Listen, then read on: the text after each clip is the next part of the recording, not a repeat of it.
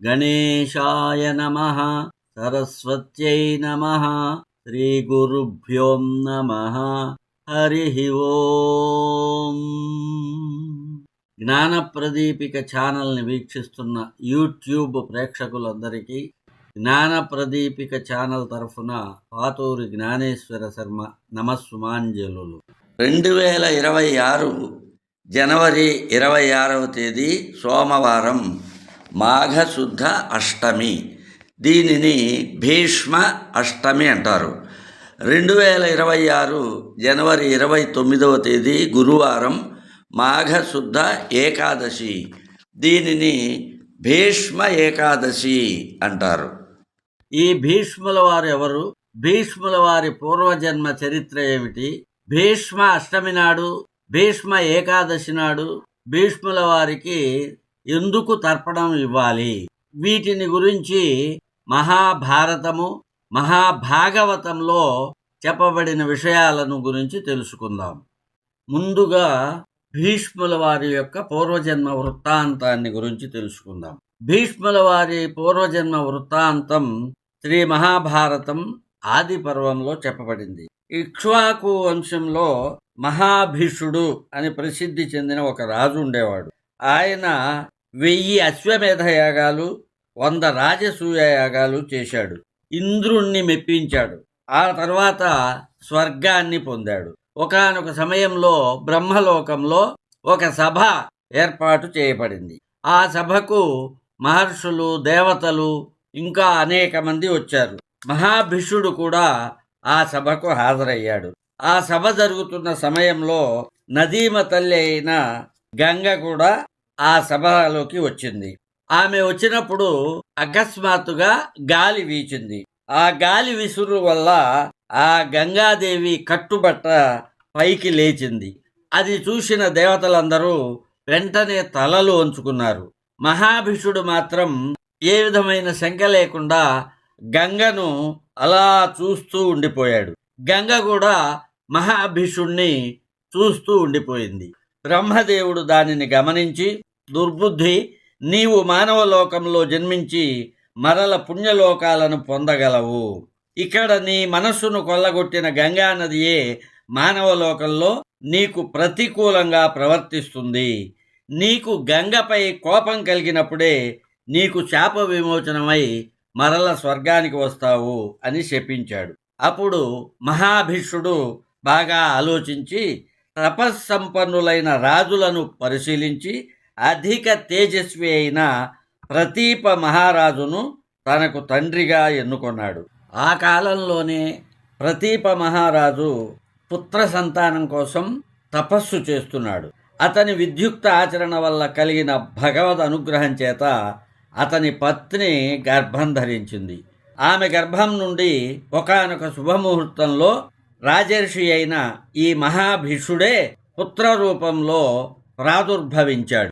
శాంతుడైన తండ్రికి పుట్టినవాడు కాబట్టి ఆ కొడుకు శాంతనుడైనాడు.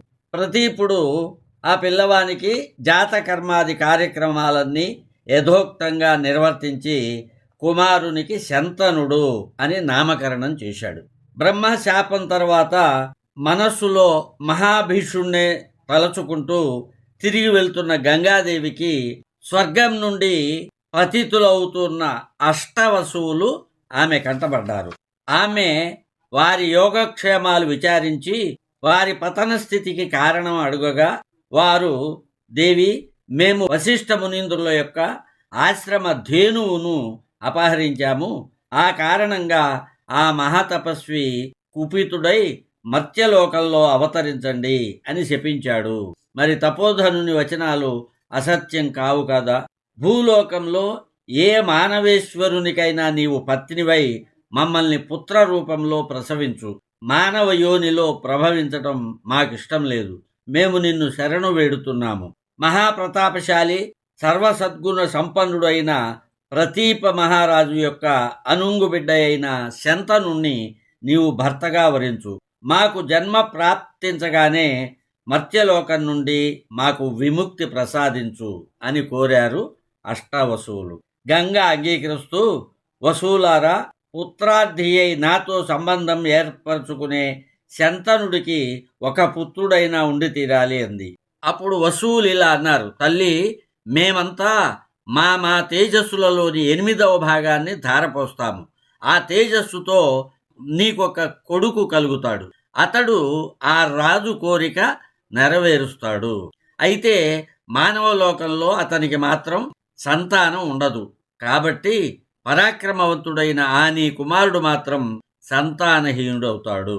ఆ విధంగా గంగా నదితో ఒప్పందం చేసుకుని వసువులంతా ఆనందించి వారి ఇష్టానుసారంగా వెళ్ళిపోయారు. శంతనుడు దినదిన ప్రవర్ధమానుడై వేదాంగ ధనుర్వేద విశారదుడై సామ్రాజ్య భారాన్ని నిర్వహించాడు. ప్రతీప మహారాజు శంతనునకు రాజ్యాభిషేకం చేసి అరణ్యానికి వెళ్ళిపోయాడు. ఒక రోజున శంతనుడు క్రూరముగాలను అడవి దున్నలను సంహరిస్తూ గంగా తీరంలో ఒంటరిగా తిరగసాగాడు. అక్కడ ఒక ఉత్తమ కాంతను చూశాడు. శంతన మహారాజు ఆమెను పలకరించి మధుర వచనాలతో, ఓ సుశ్రీని, దేవదానవ గంధర్వ యక్ష రాక్షస నాగ మానవజాతి కన్యల్లో నీ అంతటి సౌందర్యవతి లేదు, నన్ను గ్రహించి భర్తగా స్వీకరించు అని యాచించాడు. అప్పుడు ఆ గంగాదేవి, మహారాజా, నేను మీకు రాణినవుతాను. అయితే మీరు నా కార్యకలాపాలకు అడ్డు పలకరాదు, నా మనస్సుకు బాధ కలిగేలా భాషించరాదు. నా యొక్క ఈ నియమాలను మీరు అంగీకరిస్తే మిమ్ములను పాణిగ్రహణం చేస్తాను. అందుకు విరుద్ధంగా జరిగిన ఉత్తర క్షణంలో మిమ్మల్ని వదిలి వెళ్ళిపోతాను అన్నది. శంతనుడు అన్నిటికీ అంగీకరించి ఆమెను భార్యగా స్వీకరించి ఆమెను అక్కడి నుండి తన రథం మీద కూర్చోబెట్టుకుని రాజధానికి తీసుకువచ్చాడు. రోజులు గడుస్తున్నాయి, మాసాలు వెనక పడుతున్నాయి, ఋతువులు దొర్లిపోతున్నాయి, సంవత్సర చక్రమే సాగిపోతున్నది. మహారాజు విషయలాలసుడై కాల పరిజ్ఞానాన్ని విస్మరించాడు. గంగ మొదటి బిడ్డను కన్నది. ఆ బిడ్డను నదిలో విడిచిపెడుతూ, రాజా, నీకు సంతోషం కలిగిస్తున్నాను అన్నది. అట్టి ఆమె ప్రవర్తన శంతనుడికి ఏమాత్రం నచ్చలేదు. అయినా గంగ వెళ్ళిపోతుందేమోననే భయంతో మౌనంగా ఉండిపోయాడు. అదే క్రమంలో 7 మార్లు మారులేక జరిగిపోయింది. 7 బిడ్డలు గంగ పాలయ్యారు. గంగ చేస్తున్న పని ఆ శంతన మహారాజుకు ఏమాత్రమూ నచ్చలేదు. కానీ వదిలి వెళ్ళిపోతుందన్న భయంతో ఆ రాజు ఆమెను ఏమీ అనలేదు. గంగ 8వ బిడ్డను కని నవ్వుతూ వాణ్ణి కూడా నీళ్లపాలు చేయటానికి బయలుదేరబోతుండగా శంతనుడు ఇంకా ఆగలేకపోయాడు. ఆ బిడ్డను ఎలాగైనా బ్రతికించుకోవాలని పుత్రవాత్సల్యాన్ని చంపుకోలేక ప్రతిజ్ఞాభంగమైనా సరే అని, దేవి, అసలు నువ్వెవరవు? ఇలా ఎందుకు చేస్తున్నావు? దయాశూన్యురాలవై పుత్రహత్యా పాతకాన్ని ఎందుకు నీ మెడకు చుట్టబెట్టుకుంటున్నావు? శిశుహత్య చేసే నీ గుండె బ్రద్దలవటం లేదా అని ఆక్రోశించాడు. అప్పుడు గంగ, ఓ రాజా, కఠినంగా మాట్లాడి ప్రతిజ్ఞాభంగం చేశావు కనుక నిన్ను విడిచి వెళ్ళిపోతున్నాను. ఈ బాలుని నీకోసం విడిచి వెళ్తున్నాను. నేను జహ్ను మహర్షి కుమార్తెను, గంగను. మహర్షులు నన్ను సేవిస్తూ ఉంటారు. దేవతల కార్యసిద్ధి కోసం నేను నీతో కలిసి జీవించాను. ఈ 8 మంది దివ్యులైన వసువులు మహా తేజోమూర్తులు, మహాత్ములు. వశిష్ఠుని శాపం వలన మానవ రూపాలను పొందారు. వారికి తండ్రి కాగల అర్హత ఈ లోకంలో నీకు తప్ప మరొకరికి లేదు. వారిని గర్భంలో ధరించటానికి తగిన మానవకాంత నా వంటిది ఈ లోకంలో ఎవరూ లేరు. కాబట్టి వారికి తల్లి కావలసినందున నేను మానవత్వాన్ని పొందాను. నీవు 8 మంది వసువులను కని అక్షయ పుణ్యలోకాలను పొందగలిగావు. వసువులు ఒక నియమాన్ని పెట్టారు. దానికి నేను అంగీకరించాను. పుట్టినవాణ్ణి పుట్టినట్లుగా మానవ జన్మ నుండి విముక్తి కలిగించాలన్నదే ఆ నియమం. అందువలన వారు ఆ వశిష్ఠుని శాపం నుండి విముక్తులయ్యారు. నీకు మేలు కలుగుతుంది. నేను వెళుతున్నాను. మహాదీక్షా దక్షుడైన ఈ కుమారుణ్ణి పెంచుకో. ఈ బాలుడు వసువులందరి అంశతో పుట్టినవాడు. రాజు కొడుకు ఒక్కడైనా మిగలాలని నేను వసువులను ప్రార్థించాను. ఈ బాలుడు నా కుమారుడు, అందుకే గంగాదత్తుడు అని పేరు పెట్టాలి అంది గంగ. అప్పుడు శంతనుడు వసువుల శాప కారణాన్ని వివరింపమని గంగను కోరాడు. గంగ ఆ వసువుల శాపగాథను ఈ విధంగా చెప్పసాగింది. భరతశ్రేష్ఠ, మేరు పర్వతం ప్రక్కన వశిష్ఠ మహర్షి ఆశ్రమం ఉన్నది. అది అతి పవిత్రమైనటువంటిది. ఆ ఆశ్రమంలో వశిష్ఠ మహర్షి తపస్సు చేసుకుంటూ ఉంటాడు. ఆ వశిష్ఠాశ్రమంలో నందిని అనే పేరుగల ఆవు నివసిస్తూ నిర్భయంగా సంచరిస్తూ ఉండేది. బ్రహ్మదేవుని వక్షస్థలం నుండి ధర్మదేవుడు ఉద్భవించాడు. ఈ ధర్మదేవునికి 8 మంది పుత్రులు జన్మించారు. వీరిని వసువులు అంటారు. 8 మంది కాబట్టి అష్టవసువులు అని అంటూ ఉంటారు. ఒక రోజున ఈ అష్టవసువులు భార్యలతో కూడి వశిష్ఠ మహర్షి ఆశ్రమ ప్రాంతాలలో స్వేచ్ఛగా విహరించసాగారు.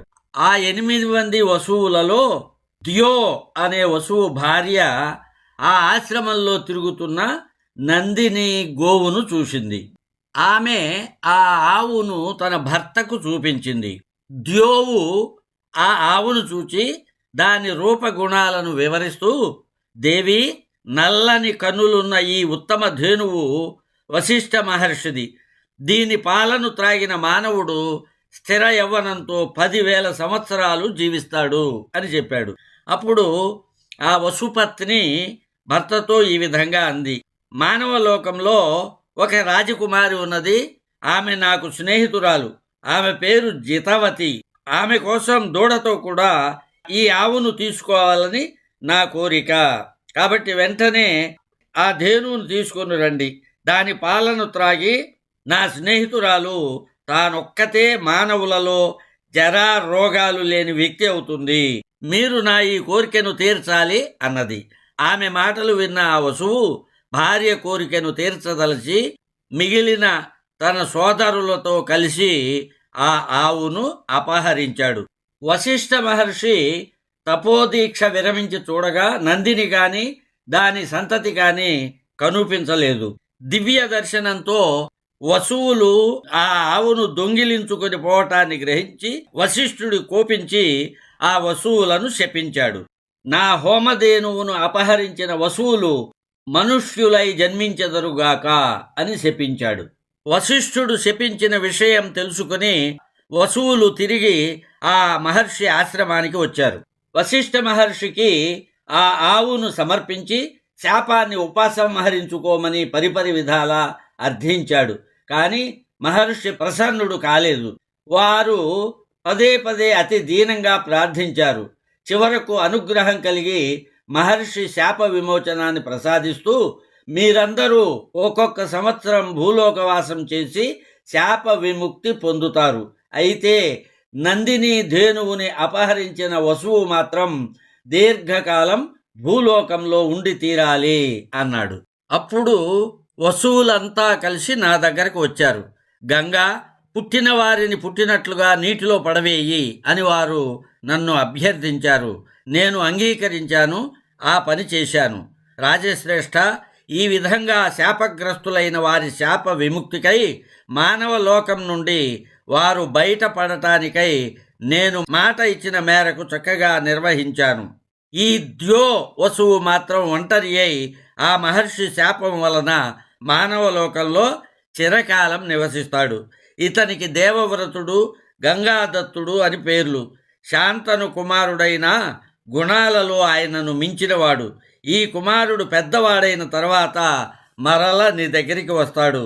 నేను కూడా నీవు పిలిచినప్పుడు నీ దగ్గరికి వస్తాను అని చెప్పి గంగా నది ఆ పిల్లవాడిని తీసుకొని అక్కడే అదృశ్యమైంది.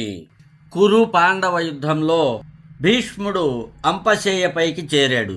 అంపశయ్య మీద ఉన్నప్పుడు కృష్ణుని ప్రోత్సాహంతో ధర్మరాజుకు వర్ణాశ్రమ ధర్మాలు, రాజధర్మాలు, ఆపద్ధర్మాలు, మోక్ష ధర్మాలు, శ్రాద్ధ ధర్మాలు, స్త్రీ ధర్మాలు, దాన ధర్మాలు, ఇలాంటి ఎన్నెన్నో ధర్మాలను బోధించాడు.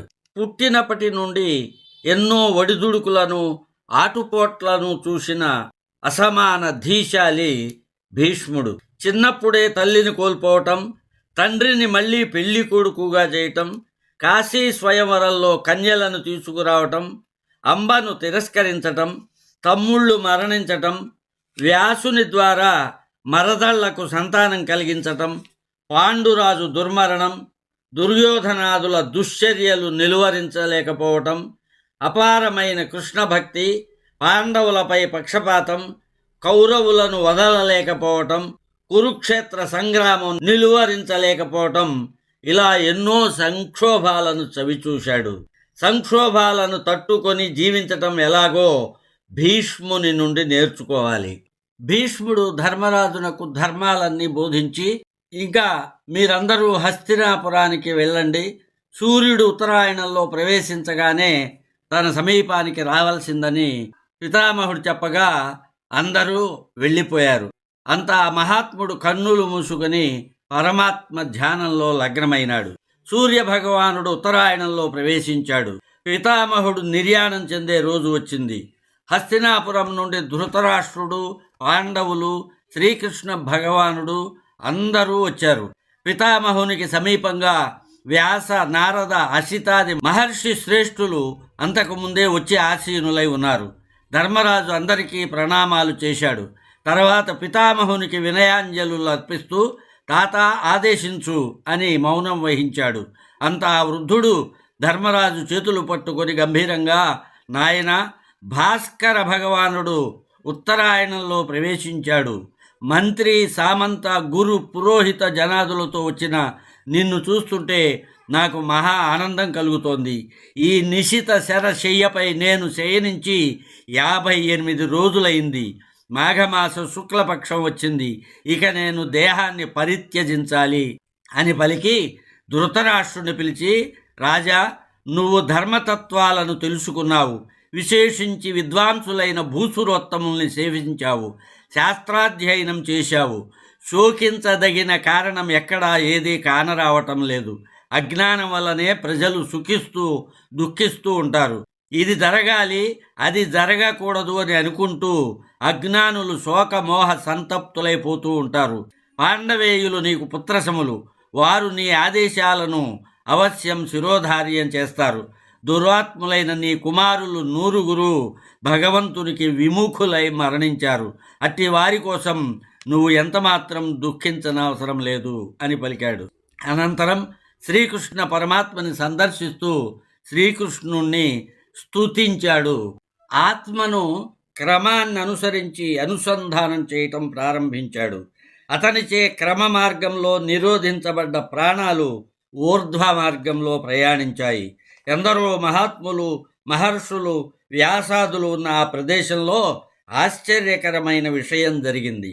చంతన కుమారుడు భీష్ముడు యోగాభ్యాసంలో ఏ ఏ శరీర భాగాల నుండి ప్రాణాలను ఉపసంహరించాడో ఆయా శరీర భాగాలు శల్యా విముక్తాలయ్యాయి. అందరూ చూస్తుండగానే క్షణకాలంలో భీష్ముని శరీరం నుండి బాణాలు బహిర్గతమైపోవటం ప్రజలు ఆశ్చర్యంగా చూడసాగారు. శరీరంపై ఉన్న గాయాలన్నీ మటుమాయమైపోతున్నాయి. ఆ దృశ్యాన్ని చూసి అన్యులే కాదు, వ్యాస, ధర్మజ, శ్రీకృష్ణాదులు కూడా ఆశ్చర్యం చెందసాగారు. భీష్ముడు భగవంతునిలో లీనమైపోయాడు. దేవదుందుబులు మ్రోగాయి, పుష్పవర్షం కురిసింది. సిద్ధులు, బ్రహ్మర్షులు భలభల అని అభినందించారు. భీష్ముని శిరప్రదేశము నుండి గొప్ప ఉల్కవలే పెద్ద వెలుగు వచ్చి ఆకాశంలో కనిపించి అంతర్ధానమైంది. భీష్ముడు పరమ కృష్ణ భక్తుడు.